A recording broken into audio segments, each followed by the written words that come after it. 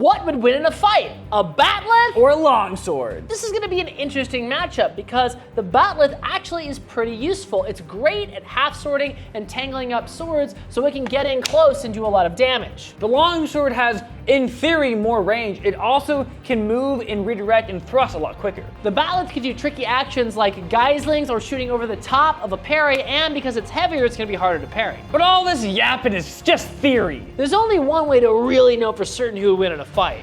With science! Yeah.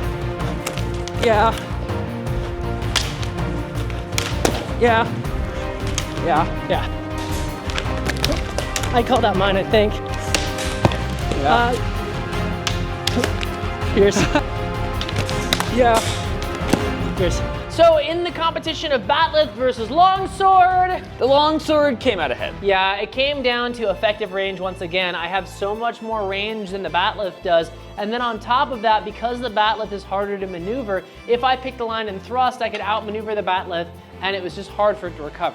From previous experience, we already knew that the bat'leth was great at one-handed strikes. And this led us to do more one-handed strikes with the longsword, which generally we think is kind of cheesy, but at the same time, if the other person's doing it, why not? But the bat'leth didn't suck. If you could close into a half starting position, it was pretty effective. The longsword still had the advantage, but the bat'leth wasn't a pushover.